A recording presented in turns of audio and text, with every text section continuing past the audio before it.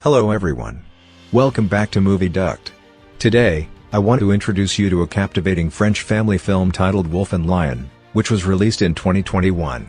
This remarkable movie is based on a true story that took place in Canada and revolves around the unexpected bond between a wolf and a lion. Surprisingly, the lion cubs are kept as pets, and you might be curious as to why they roam freely without getting into trouble with the authorities. But let's dive deeper into the story. Spoiler alert. Make sure you stay safe and enjoy the ride. At the beginning of the film, we witness a peculiar incident where a lion cub finds itself in a bird's nest. It's an unnatural sight, but it did happen. Subsequently, we encounter Mac, a female bird and the mother of the nest, who swiftly kicks the lion cub out of her territory, using only one leg. Fate intervenes, and the newly born lion cub lands in the arms of Alma, the movie's main character. Alma recently experienced the loss of her grandfather and was brought to the island to attend his funeral. She is his sole relative and inherits his sole possession, a private island. With vast forests covering the island, it appears to be a paradise for Alma. If you are enjoying this video, please like and subscribe to get more of this. Now, you must be wondering why a lion cub ended up in a bird's nest, right? Well, this lion originally lived in the wild forest but was illegally hunted by humans and sold to a zoo. During transportation on a plane, a thunderstorm struck the city, causing chaos and leading to the destruction of the plane. Miraculously, the lion cub ends up on this island. Confused and unfamiliar with its new surroundings, the lion cub relies on Alma to guide it. Unaware of the extraordinary circumstances surrounding its arrival, the lion cub experiences hunger and Alma takes it home, setting out to find food for the cub. During her quest, Alma encounters a wolf, but this is no ordinary wolf. It is an endangered dire wolf. Meanwhile, two men set a trap, intending to capture the dire wolf. These men are zoologists who captured the dire wolf for study. To Alma's surprise, the dire wolf displays exceptional intelligence, using its teeth to break free from the green net and escape. In a twist of fate, Alma realizes that this dire wolf is the legendary white wolf her grandfather had mentioned. She uses her grandfather's code to establish a connection with the dire wolf and helps it escape from the net. The dire wolf swiftly flees into the depths of the forest. Shortly after, the men arrive, and Alma bravely asserts her ownership of the land, demanding that they leave. When Alma arrived home, the dire wolf followed closely behind, stepping inside. It carried a wolf cub in its mouth, an unexpected sight. Chaos ensued as the house echoed with the howling of wolves, and the roars of lions added to the commotion. Instead of leaving her an island, Alma's grandpa seemed to have left her with a momentarily overwhelmed zoo. Alma considered seeking help from her grandpa's friend, Joe, who lived on the neighboring island. In the aftermath of last night's plane crash, people had reported it to the police. The lion cub could potentially face interrogation by the ranger, which prompted Alma to hide the truth. She feared that the circus would mistreat the animals. Consequently, she was reluctant to expose the lion cub and risk any harm. The police handed Alma a business card before departing. Raising the lion became a significant issue for her. At night, the dire wolf nursed her wolf cub, and surprisingly, the gentle mother wolf allowed the uninvited lion cub to lay down and suckle alongside her offspring. To protect and care for the three cubs, Alma kept all the doors open, allowing the mother wolf to go out and feed whenever they were left mischievous. The lion cub and the wolf cub became Alma's constant companions, providing her with joy throughout the day. Initially, she had not planned to stay on the island, but the arrival of the dire wolf and the lion had changed her mind. Ever since she was a child, Alma had a deep love for the piano. Now, she also had two little creatures who loved to eat all day. Spotting a book titled The Baby Lion, meant to be given to the lion cub, she affectionately called it by the same name. The dire wolf, known as Snow, loved to eat and even played the piano for her. Winter was on the horizon. Grandpa Joe and Alma had brought back a plentiful supply of frozen meat from the island.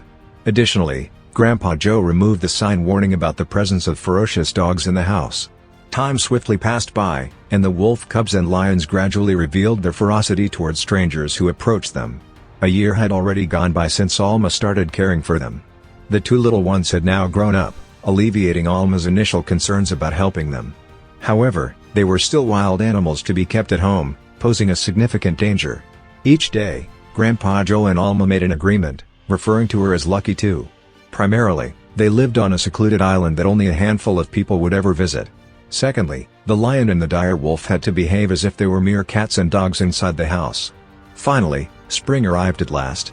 A mother and her daughter set foot on the island, drawn by the beauty of its flowers. The daughter insisted on venturing to the shore against her mother's advice. Perceiving the island as private property, the mother disapproved of her daughter's defiance. The lion sensed the presence of a stranger and quickly rushed outside. Meanwhile, Alma sensed something was amiss and hurried over to intervene. In her haste, she slipped and her head struck a rock, rendering her unconscious. Eventually, the mother and daughter happily left after picking the flowers, departing from the island. The lion and the wolf made a joint decision to seek assistance. Meanwhile, Grandpa Joe expressed concern for Alma, who hadn't returned home. Two animals near Alma attempted to awaken her, but she remained motionless. Their roars filled the sky as the forest temperature rapidly dropped, bringing them to the brink of death. However, they refused to abandon Alma. Using their own body heat, they tried to warm her up but couldn't reach Alma's phone. The next morning, Grandpa Joe hurriedly went to the boat, following his intuition. From a distance, he spotted the convergence of Snow and the lion. Urgently, he called out to Grandpa Joe, "Hurry and save them." Seeing Alma lying on the ground with the two animals beside her, he hesitated to approach. He alerted the police, who quickly surrounded them, and they transported Alma to the hospital. The doctor revealed that without the two animals' warmth, Alma wouldn't have survived the night. Blaming others, Alma expressed her anger after the police apprehended the animals. They were promptly handed over to a zoologist for study. The zoologist was thrilled that capturing them required no effort.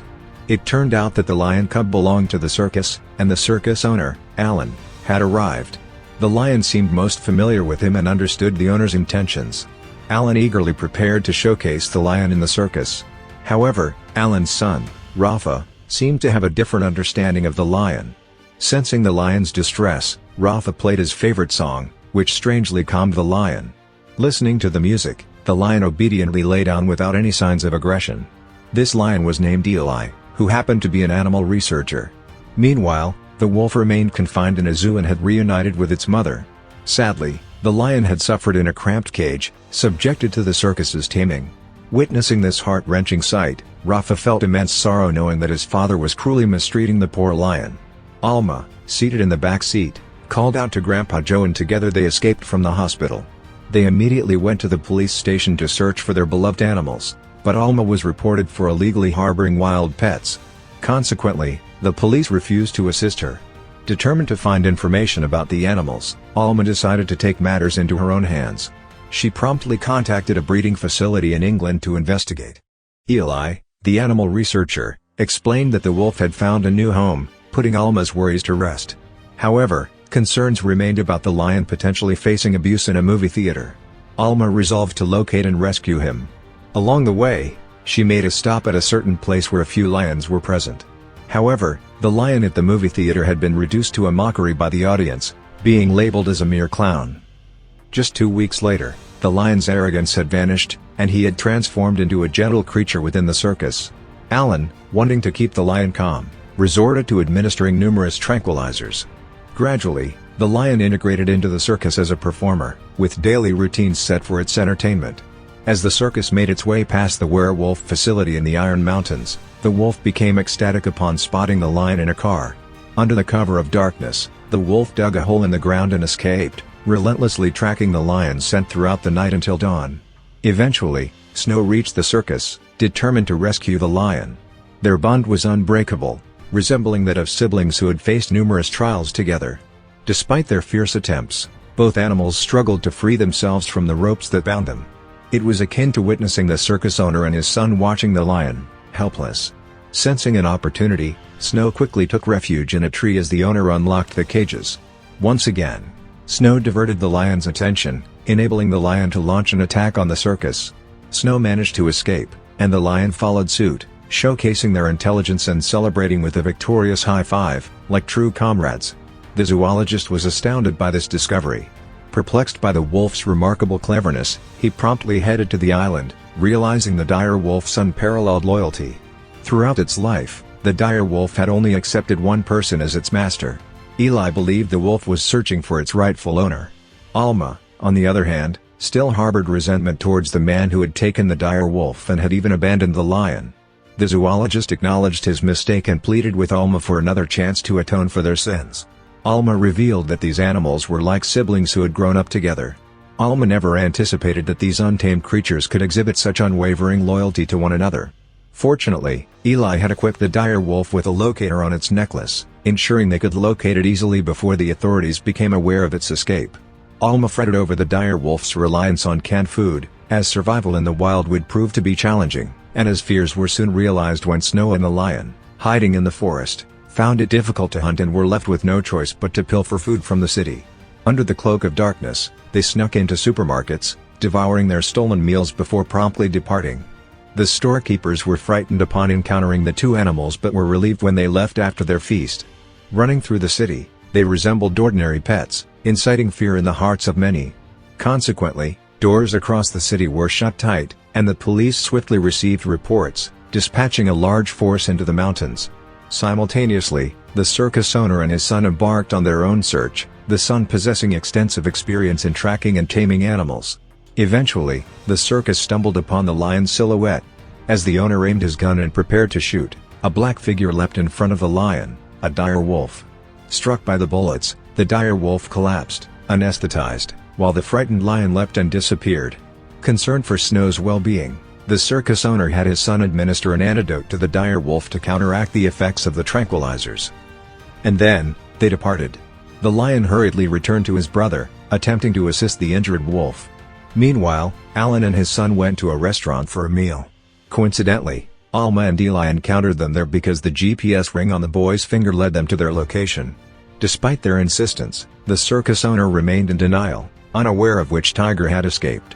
The boy worried that his father might harm the lion, so he discreetly shared the secret of the lion cub's hiding place with Alma and Eli. The jungle was vast, making it difficult to locate the lion, especially since it was currently frightened. A few minutes later, the lion reappeared, catching Alma's attention. However, just as she rushed towards it, the lion abruptly turned and vanished into the forest. The lion wanted Alma to witness the injured wolf, so eventually, Alma discovered the dire wolf lying on the ground and carefully moved it to a safe location. Alma told Eli and Rifa that their priority was to ensure both animals made it home safely. Suddenly, the circus owner threatened them with a gun, but upon spotting his son, he felt remorse for his actions. Realizing his wrongdoing, the circus owner and his son embraced each other and left. Later, the forest became bustling with activity as the police pursued the lion and dire wolf. Alma and her animals swiftly maneuvered through the trees, reaching the lake near their house. However, at that moment, the police were still searching for a way to eliminate the lion. Alma encouraged the lion to accompany her home. Nevertheless, the lion silently entered the forest and disappeared, leaving Alma and the dire wolf to swim directly towards the house. The sound of gunshots echoed, causing Alma great distress. Perhaps she would never see the lion again. The dire wolf, knowing its brother would never return, felt desolate. As Alma heard a noise near the house, she realized the lion was racing ahead of her towards home. Since Alma had not granted permission for anyone to enter her private property, not even the police could trespass, and they had already left. Now, the two animals joyfully returned home after their arduous journey, frolicking and playing in the garden. Their presence brought love and happiness into Alma's life. Ever since Alma's concert, Eli had fallen in love with her. She extended an invitation to the entire town to attend. Even the police acknowledged the lion and the wolf as members of Alma's family. Determined to protect the dire wolf and the lion, Alma made the decision to stay on the island indefinitely. No one would ever be able to separate them again.